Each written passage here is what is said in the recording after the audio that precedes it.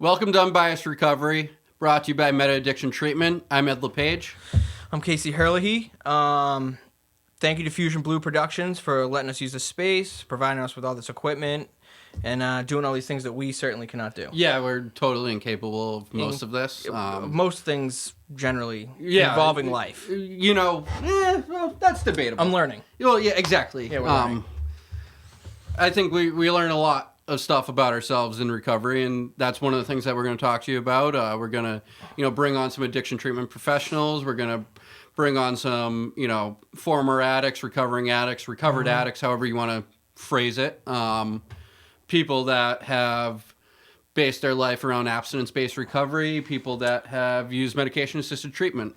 Yeah, any and all sorts of ways to find recovery. We're going to try to bring people on here just to talk to you guys about that. There's a numerous way to bring about recovery in someone's life, and it doesn't all have to look the same as someone else's experience. Yeah, and I think that's really where we got our title, right? Unbiased Recovery is our point of view is that if you are actively trying to better your life, you're in recovery, right? And that's, I think that addicts and alcoholics face, and really anybody with any sort of mental health issue, face enough stigma from society, the general public, the media, the Hollywood, wherever it may be, that the last people that they need to face any stigma from is people that are like themselves. Yeah, and the stigma of just asking for help in general is huge, and the fear of that. Yeah, and that's something that kept me sick for a long time, right? Yeah. It's like I was probably like 22, 21-ish when I first realized that I had a problem, right? And thinking to myself that like I need to let the people in my life that are important to me know what's going on with my life if I'm ever going to get better. But I was unwilling to do that, right? Well, yeah, I mean, a lot of it's out of fear, and especially, like someone like myself who had gone to treatment many times, in and out of places, and I build up these, like, false promises for my family, and then I get to a point of where, like, I have an inability to, like, let them know because I don't want to let them down, but I'd be praying for the moment that I pull in the driveway and there's cars that I see to recognize, to physically remove me from the situation because I can't do it myself. Well, that's the thing, right? It's like I needed, right? And like that's something that like I've learned in recovery is that like I need to talk about myself. Yeah. Right? Like because like I don't know what you need to do. I don't know what Casey needs to do. Casey doesn't know what Casey needs to do, but I have no idea. Can you help me with what I need to do? Well, we're working on it. All right. We'll eventually get there. We'll get there. But honestly, though, like we as addicts and alcoholics, when we speak about ourselves and we tell our own story, we can actually lift somebody else up, right? Yeah. But when we sit there and try to tell somebody else what they need to do, like I don't know, I become resistant. I become put off. I mean, in reality, all I can do is try to relate my experience to someone else, and hopefully they'll find something within my story that they can relate to and find some hope that they can get better too. Yeah, exactly. And I think, so that's sort of what we wanted to talk about tonight, right? Is like our journeys in the recovery process, right? And like not so much about like what it looked like before, right? Because like before, like that's the stuff that's like relatively irrelevant, right? Like, yeah, like I am an alcoholic. Yeah, I am a heroin addict. Yeah, I did cocaine. Like I whatever, right? If you put a substance in front of me, I was going to do it. Right? I do it a lot. Well, yeah, as much as I could at the time, right? Yeah, all of it. And I would probably, seek it. I remember living in Colorado because I went there to get away from OxyContin. Mm-hmm. This was in like 2009, right? Right after I had graduated from college. And yeah, what's that? With a criminal justice degree of all things. That's panned out. Yeah, exactly. Really, really well. Yeah. But living out there and then, getting drugs from this one guy that was visiting from Vegas and like calling him a month later and being like, "Are you in Colorado?" Like, yeah, it's insanity. It's delusional. Exactly. And at the time, like overdrafting my bank account $1,000 because I needed to get all the drugs that I possibly could at that time after I had moved there to get away from said drugs. I mean, regardless of, like, you take the drugs and drinking away from me, and I'm an absolute maniac, out of my mind, insane, and I'm going to find any sort of way to not have to feel the way that I do when I'm sober. Well, and that's the thing, right? Is like when we are sometimes, for myself, I'll speak for myself, right? When I wasn't in recovery, right? And I was physically sober, because there are people, I was one of these people that was physically sober, but I certainly was not in recovery, right? No, it was a disaster. I was getting face tattoos in Yeah, Florida. I was cheating on my girlfriend, Yeah, right? yeah. Like, it was... I was just living a lifestyle that is, like, just so far from the way that I was brought up. And, like, those morals that were instilled in me. And then you wonder, like, you're like, how did I ever get here? Yes, you know exactly. Because my mom didn't raise me. I didn't grow up and I was like, you know what? I'm going to be a heroin addict. Yeah, well, no, but I don't think anybody does. No, but, I know, but at the same time, I remember being in high school and being like, I wonder what cocaine feels like. Yeah. Like, there's got to be a reason. I remember thinking this thought. I remember this idea that, like, there's got to be a reason why something like cocaine is illegal and people still do it. Yeah. I never thought about that. I was like, honestly, like that kid that was like kind of scared to try the new drug, but once I did, it was like, see you later, I'm off and running. Yeah, so I mean, like, and again, like this, we're sort of going down this tangent that, like, I just said we wouldn't. Yeah, well, I mean, that's just, drug addicts. Exactly. But the idea that, like, these are the things that, like, well, we can share them, Casey and I, together in a manner that, like, isn't exclusionary. What I found when I was first getting sober is that, like, oftentimes people's war story, as we call them, right, sort of keep us apart. Yeah. Because, like, we start comparing ourselves, right? We're not really good at... Constant. Especially when I came in, like, I'd see, like, an older guy who was, like, an alcoholic, whatever, like, someone that I just deemed just drank booze, and I was like, I can't relate to him at all. Right. It's just, like, not the case. Which, in reality, like, we suffer from the same internal condition regardless of the substance, right? Mm-hmm. And, like... I remember back along working with this guy that was trying to get sober, and he was an alcoholic, and he would claim that he couldn't relate to people that were heroin addicts because what they did was illegal. And my point sort of to him, and he eventually agreed to this idea, was like, if alcohol was illegal, would you not go to the same lengths to be able to use alcohol that these people that are using heroin go to use heroin? Right. Yeah. And, he all but had to concede to that idea. Yeah, it's like I'd go to any lengths to make sure that I didn't have to... I'd go to any lengths to make sure I could get some relief to however I was feeling at that moment, whatever it was. Exactly.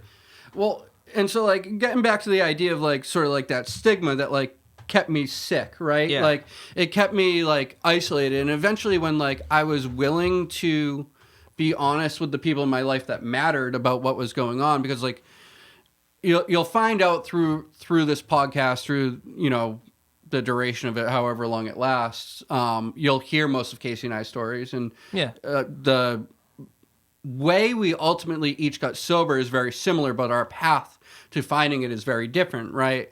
I was somebody that I hid my addiction.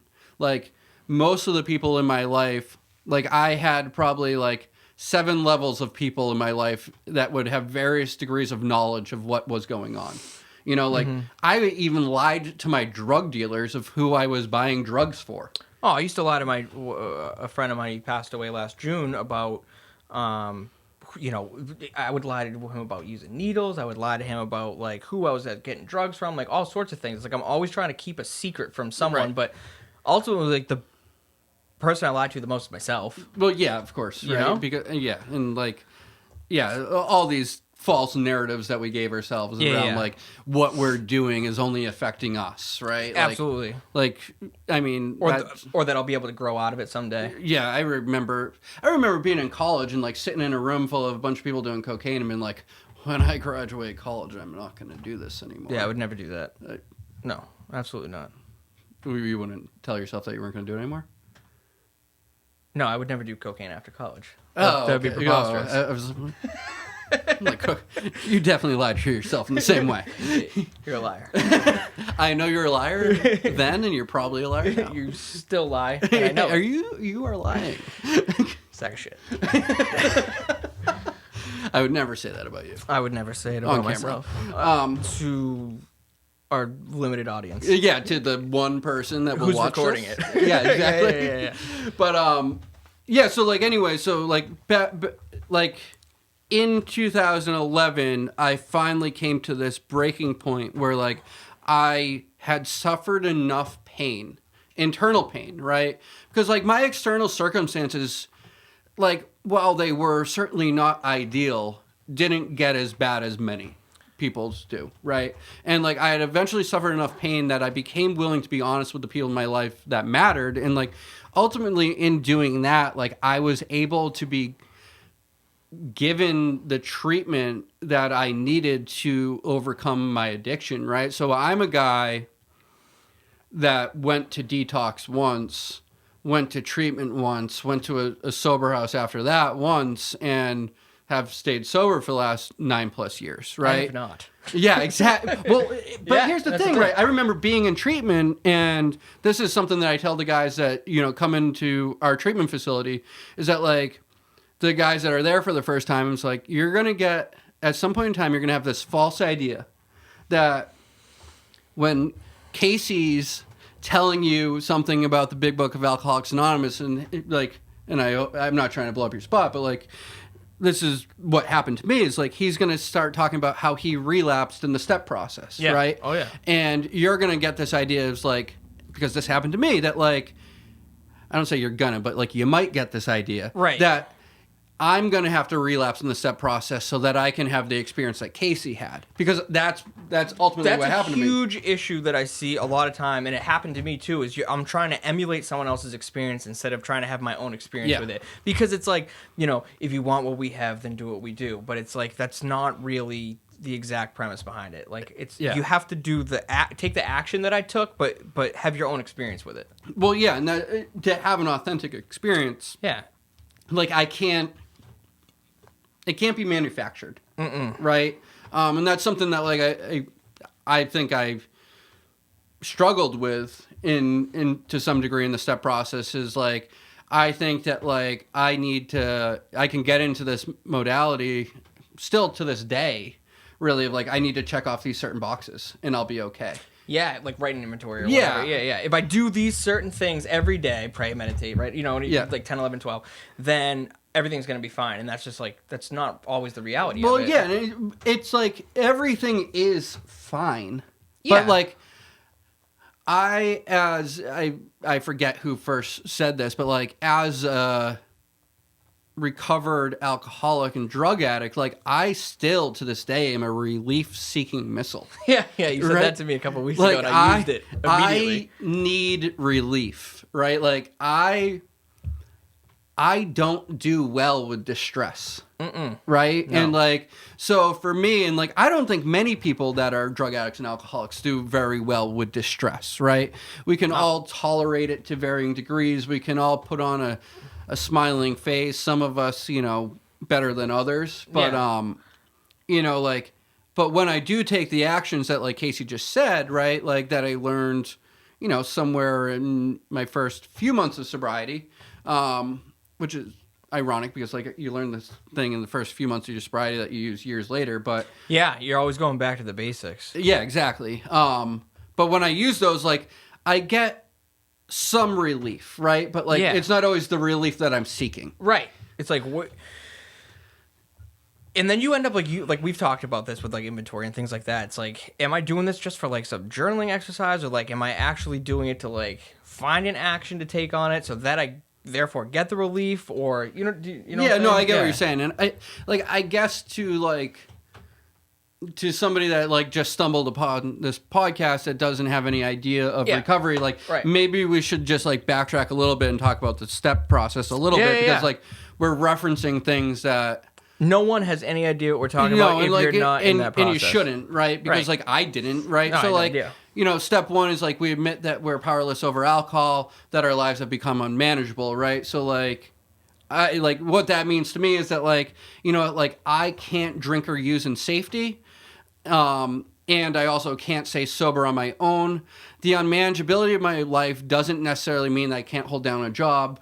In my case, it did. But like really what it means is that like I suffer from an internal condition that like I seek relief through drugs and alcohol for. And what I desperately needed was to find something besides drugs and alcohol that would help me be able to manage my life. Yeah, step one wasn't easy for me because it's easy for me. It was or wasn't? It was not. Because Okay. it's easy for me to go to a meeting and be like, Casey, alcoholic or whatever. Or just like, I had always like been able to say like, yeah, I'm a drug addict. Like that's easy for me. But to really like fully concede to my innermost self that I am completely powerless over a substance, I didn't realize it until, I was with a friend one time. He's like, we're a slave to this, dude. And that like resonated with me. I was like, this controls my life. Yeah. And until I like, knew that I was just absolutely powerless over this and it had like that immense hold over me, like I couldn't really accept it. Well, so the difficult aspect of when so there's like this thing called the disease model, which like breaks down the first step of Alcoholics Anonymous. And when I first saw like this idea of like that I'm restless, irritable, and discontent with or without the use of drugs, like that made a ton of sense to me, right? Yeah. The mental obsession that like I have this reoccurring thought that's stronger than, and it doesn't respond to reason, right? So like when I get the idea that like I should get high, like I act upon it, right? Like regardless of the consequences. Yeah, it doesn't matter. Even if I've had these consequences before, it's like almost like I know exactly what's going to happen, but my mind just like tricks me into being like, it's going to be different this time. Well, even at a certain point in time, like I knew exactly what was going to happen, and I stopped tricking myself into thinking it was going to be different. You just do it anyway. And I just did it anyways, Yeah. right? So like it goes beyond that definition. Desperately seeking relief. Yeah, it goes beyond the definition of insanity at that point. Yeah. But then there's this other part of like when we start using, we can't stop, and that's the part that I struggled with a little bit because like, like the physical. Well, no, like I was like to some degree I was a drug addict on a budget. Like, yeah, if I had millions of dollars, like I would have never stopped using. But like, I think it's more of like when I was using whatever I had. You know what I mean? More or less was going to be used. Exactly. Like, I could not hold on to something regardless of the substance. It was going to be gone. Well, so, and then it wasn't until, this is odd, right? But, like, it wasn't until about 5 years sober when I heard this other guy say, and there's this other thing underneath this physical side that's called the phenomenon of craving, right? And what he said was that it's a craving that we don't know when it's going to be satisfied. Yeah. So that doesn't necessarily mean even if I have 10 perk 30s that I'm going to do all 10 that night. Right. But it means that like my plan that I was going to do 3 might not be the plan. It probably the craving's probably not going to be satisfied at 3. Right. It might be satisfied enough at 7 to be able to fall asleep at night. But chances are, like, even if that happens, like, I was going to wake up at 3 a.m. and do more. Right. Right. Because I had it. Right. Well, it was there. It's there. But like that was the aspect of the first step that I somewhat struggled with. The idea that, like, I was powerless over this thing, like, I don't know. I saw that thing up on a whiteboard in front of me and was like... Blew my mind. It blew my mind, but it also gave me relief. To know what was wrong with you? Yes, exactly. Yeah. Because, like, I literally, like, was like... Oh, I thought I was so utterly just... I thought there was something specifically wrong to just me. Exactly. I was like, you guys don't get it. I've got this thing going on in here. I just got to find the right medicine. Yeah, well, and I had, like, given up on the idea of medicine, right? Like, well, whatever. I know what you mean, but, like, I'd given up on the idea of, like, anything actually working. Like, I just thought that, like, I just needed to get high every day for the rest of my life, and if I could just... Like maintain, yeah. If I could just like, if I could just do a little bit, just to get me going. I just want to feel okay. I don't even need to feel because high. I'd be such a disaster, and then I'd get well, and then I'd be like I'd have some energy, like some like I'd have an idea would pop into my head, and I'd be like calling my mom, and be like, listen, I'm gonna fucking go back to school for this or whatever, and she's like, you need to go to treatment. Yeah, so, you needed to get sober, Casey. Yeah, because you got kicked out of college 10 years ago. So I mean, let's figure this out. Those credits are gone now, bud. Yeah, they're no longer there. Good luck transferring. We just wasted hundreds of thousands of dollars on you to go to school. Yeah, for nothing. Yeah, it's good. It's great. Good, great, grand. So the powerlessness for me is like now at this point now is after like, you know, really conceding to myself, like I'm powerless over that, like I'm powerless over a lot of other aspects of my life too. Yes. Like, you know, I'm a, you know, like it's the bedevilment's afraid of misery. Like I'm powerless over like sometimes like how I feel. Well, you know? we are powerless to a certain. So, like, what I've realized, right, in the course of being sober, is that like I am powerless over my external circumstances, Right. But like what I do have some power over is my internal condition. But like my power doesn't come from wishing it away. Right. I Right. couldn't just wish I was a better person. Yeah. I wanted to be. Right. And Well, that that's the would've been thing, great. right? Like I remember being in like my roommate's room with $100 bill over my head, looking at it like I'd found the Holy Grail. Yeah. Because like it was gonna mean that like I could feel okay for like that day. Yeah. You You're know, like, or for a nice. few hours. I'm Yeah. like, yes. But you're not thinking about the day after. No, It's well, just right now. But I remember looking at it and also being like, I want to put this back. Because Oh, like, it wasn't yours? No, it was my roommate's money, and like I'm gonna take like this. in like you know like Did you ever have those like delusions of like, all right, I'm gonna steal this. They're not gonna find out. I'm just gonna put it back before I they know. went back to that room. So I was working at like a financial institution. I don't know why I ever got hired. And with your criminal justice degree. yeah, with my criminal Yeah. justice degree and my opiate addiction. And I remember specifically getting a check for like about $1,000 for like 2 weeks worth of work and going to Walmart to cash my check because I couldn't go to the bank because my bank Well, I account didn't have was, a bank account. Well, my bank account was always overdrawn about $400. Yeah, you're like, I need that $400 Yes. bucks. Like, I'll get to that. Yeah, but we'll get mom to take care of the bank. Sorry, mom. But we'll get mom to take care of the Yeah, bank yeah. account at some point in time. So like, I go to Walmart, make sure like it was a time where like $100 bills were transitioning. You Yeah, know, yeah, like yeah. they You didn't were all like look a- the same. Yeah, yeah. But I remember like taking a snapshot in my head of like what that $100 bill looked like, and I remember getting the money, going back to my apartment, going into my roommate's room, and holding the next $100 bill over my head, like, is this the right one? like no, not even that. Like, put it back. It's time to put it back, Ed. Yeah, yeah. Even though I had $900 other dollars to go get high with, I still couldn't put all right, yeah. put the $100 back. No, that you because I needed knew that. I was going to need it. Yeah, of course you're gonna need it. You're just gonna steal it again. Yeah, I was just going It's to go like back in there. I don't want to steal it twice. I'm not a piece of shit. I'm Yeah, just gonna exactly. steal it once. I've already done that. Yeah, just one time. Cross steal it. that bridge. Yeah, we'll talk about it when we get to it. You get a fly coming at you like you're Mike Pence. Yeah, I'm a piece of shit. Well, you know, yeah, we can't all be great guys. We can't all be good people like you, Ed. I hope to one day be like you you know. with hair. Oh, okay. Yeah, yeah. And maybe gain a few inches. Yeah, to lose a few pounds. You know, well, Yeah, yeah. quarantine, you know. It's quarantine. It's quarantine pounds. Quarantine I was hoping season. that, dude. How much do you think, like coronavirus, COVID-19 has affected people in the community? Like in the recovery community. So here's the thing, right? Is like I've seen people that were, you know, anywhere from like a year to like maybe 3 years sober that like seemingly had really solid sobriety go back out during this time. Yeah. I don't think I've seen people with like that real like, you know, like 5+ years of Yeah. sobriety go back out. And then people like getting sober. It's been interesting, right? Because like I've seen people come into like our treatment center that otherwise would not have sought treatment.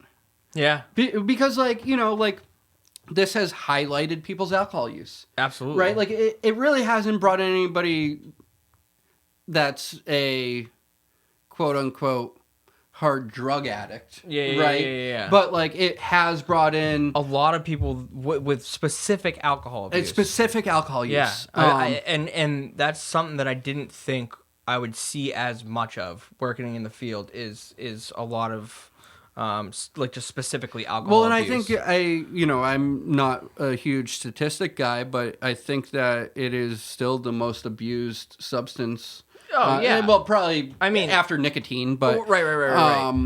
Not to make light of nicotine addiction, but I mean, I like to pack a good dinger. Yeah, well, someday you'll get over that. I hope.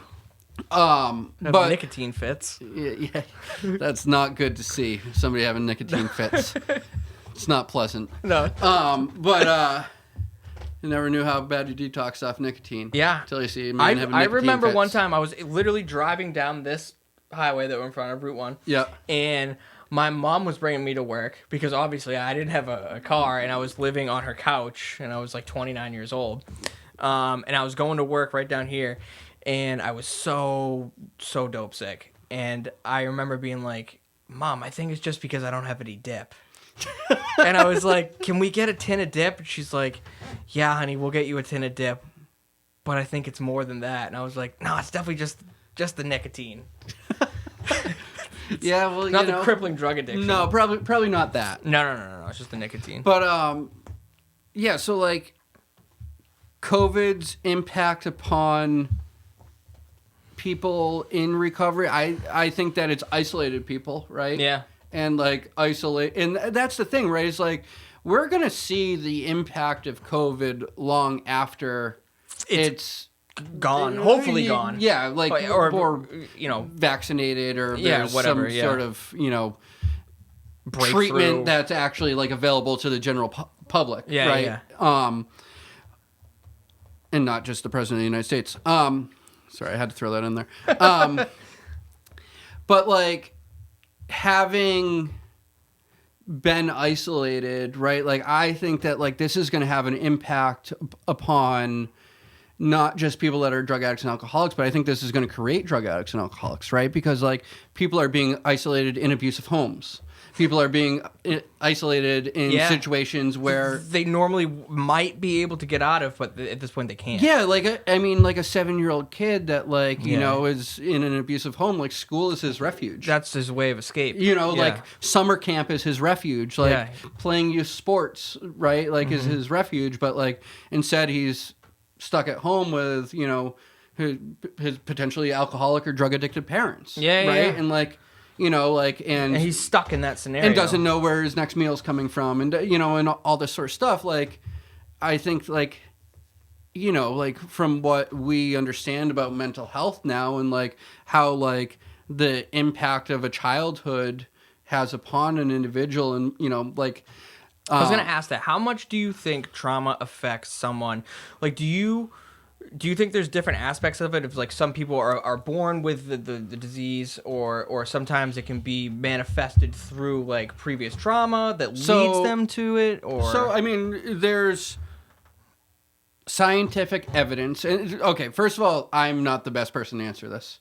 Yeah, but I will give you my opinion. Yeah, I have just enough information. It's all opinion based. Yeah, I have just enough information to be dangerous in this, and we will have people on here that like can actually give like a true, valid, more true answer. But so do I think that people are born predisposed to addiction? Yes, right, because there are genes that would indicate that somebody is more likely to become a drug addict than someone else, or somebody is more likely to become an alcoholic than somebody else, right? That is scientifically proven at this point, right?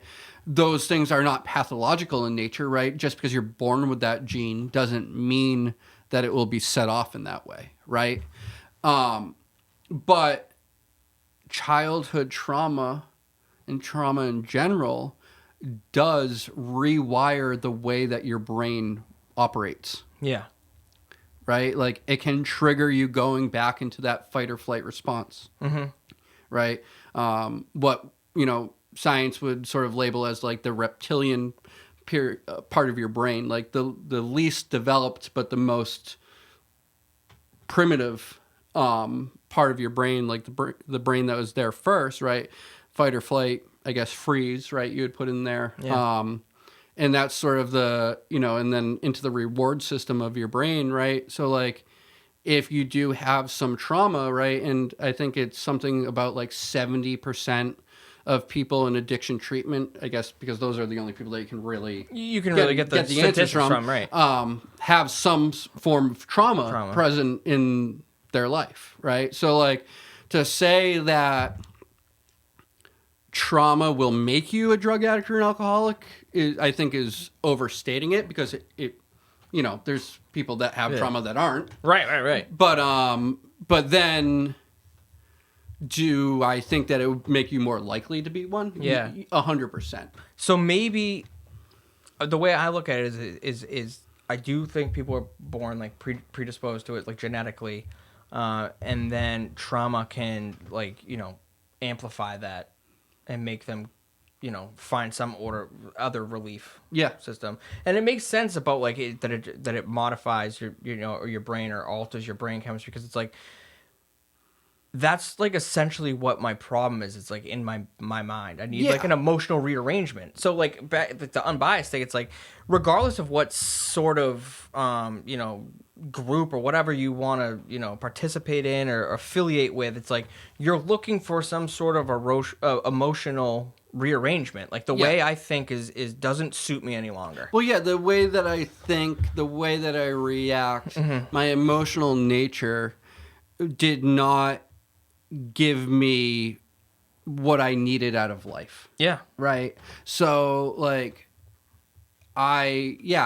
what worked for me, but it was also what was I fell into this idea early on in recovery, and I think that there was some aspect of needing to that the way that I was getting sober was the best way. Oh right? Yeah. And take great pride in the way that I got sober. Come on, man. I'm just doing what I'm supposed to do at that point, right? Yeah. But what was exposed to me was the 12 steps of Alcoholics Anonymous, right? And it does say in there that we need that emotional rearrangement, right? The ideas, the attitudes that were once the guiding forces of our lives need to be cast away, right? I mean, we need a completely new set of motives. And I think that is what we do need, right? And my way of getting it was through the 12 steps, but what you're saying, right? There's other ways to find it. Yeah, there's other ways, man. I mean, even I didn't try the other way, so I can't say that the other ways wouldn't even work for me. Right. There's a variety of ways. Right. And I mean, that's something that I think we just need to be able to be understanding of and be willing to embrace, right, in the treatment industry today and in society, right? That the one size fits all of anything really in life just isn't the case. And yeah, it's just, who am I to say, do I expect people to have their life look just like mine? It's who would I be to put that on someone? Well, yeah, what I'm really pretending to be then is I'm pretending to be some sort of god. Right. And I'm false idol. Far from it. Far from that. I'm down there. Yeah, but, well, you might be. I'm down there. When he gets off the stool, he is. I don't know why I looked at the camera like a weirdo. Yes. Yes, I am. I'm very short. And I'm very bald. Imagine you were both. No, I mean, which would you rather be? Short. I'd rather be bald. Yeah. That's because you're not short and I'm not bald. Well, exactly. If I was taller and then you were would you rather be short or bald? I'd be oh, fuck it. But at least you get the beard and the hair.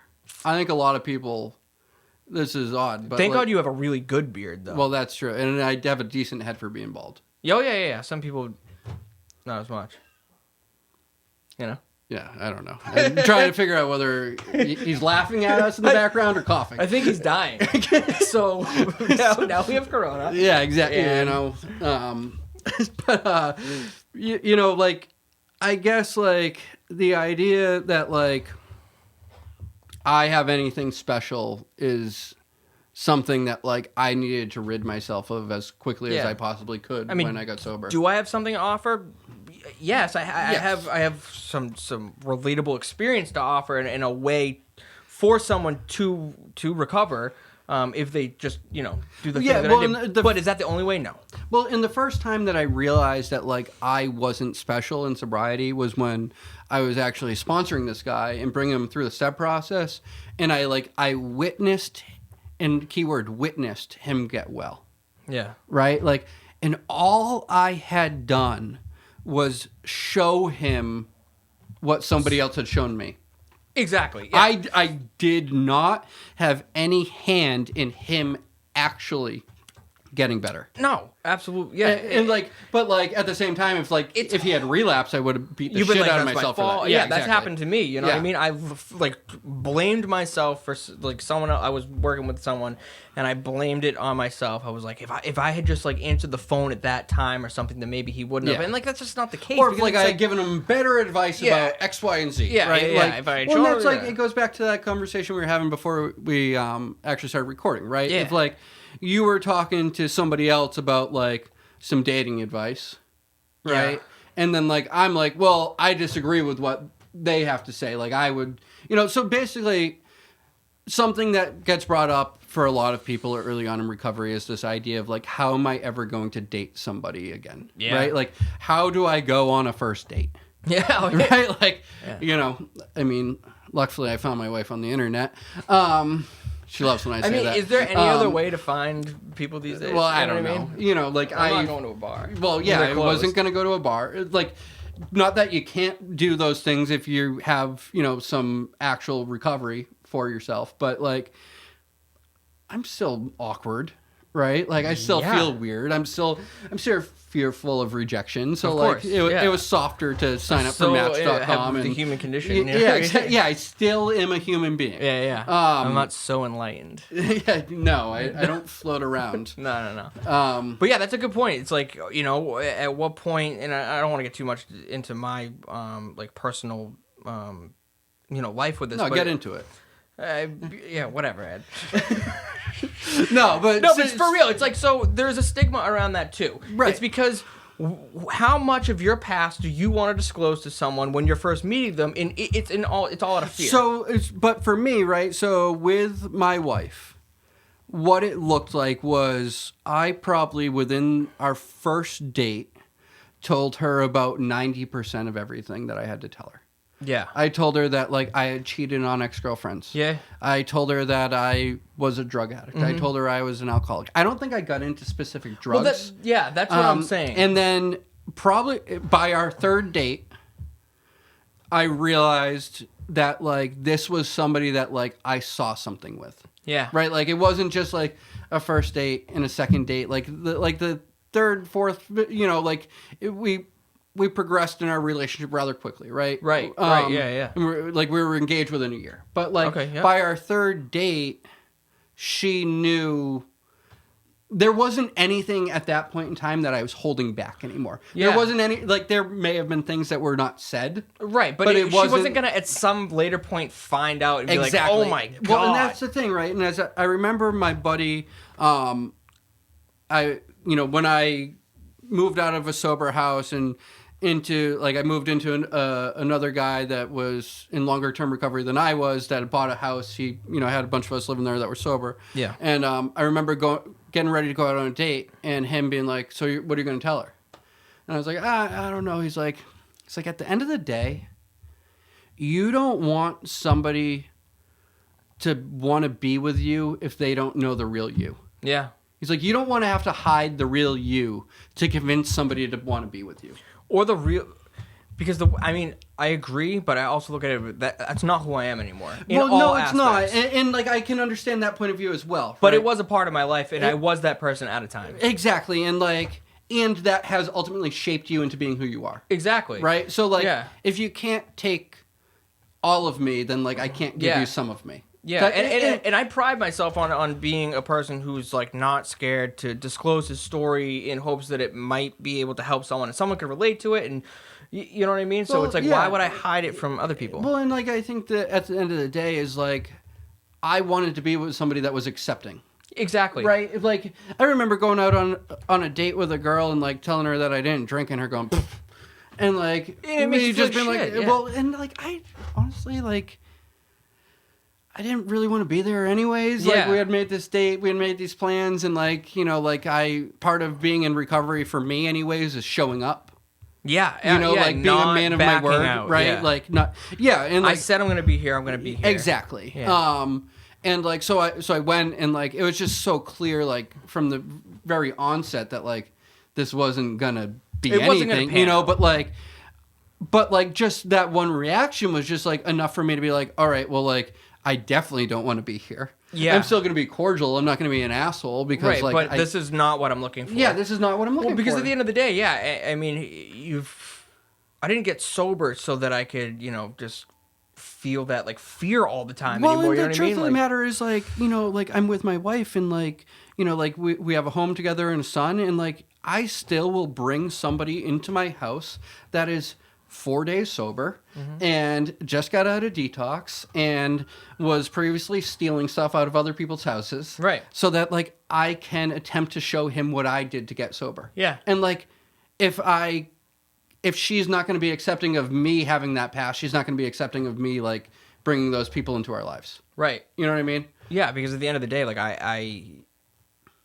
this comes first. You know what I mean? Yeah, well, my and that- step work in God and trying to help people and being a better person, it comes first in order so that I can have all those other Yeah, things. like recovery, and I think that's one thing that like unbiased recovery would hold is that like regardless of how you're going to achieve your recovery, like you need to be able to put your recovery up front. Yeah. Right? Like, we support all people seeking recovery all ways.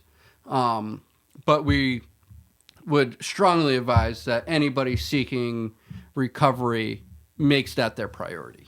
Yeah, absolutely. Yeah, because at the end of the, and like you said, regardless of what group that someone decides to partake in, Or even if it's just- no group, right? Like or what- because yeah, whatever it is. I feel like we even fall into that trap. Is that We- like, we do. Yeah, you need yeah. you need Well, to be part of some sort of affiliation. yeah, and like you don't, right? Right, Like right. you could literally go to counseling once a week.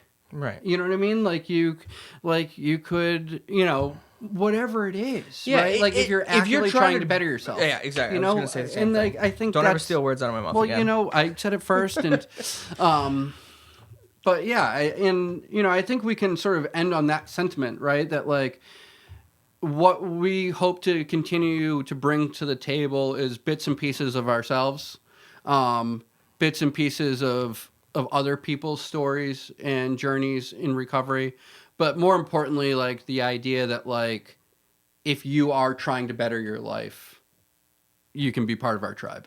Absolutely. Yeah. like you're one of us. It's possible to completely reinvent yourself in your life. Exactly. And like I guess that's it for today, and I just hope that we gave somebody out there a little bit of hope. Thanks, guys. Thanks.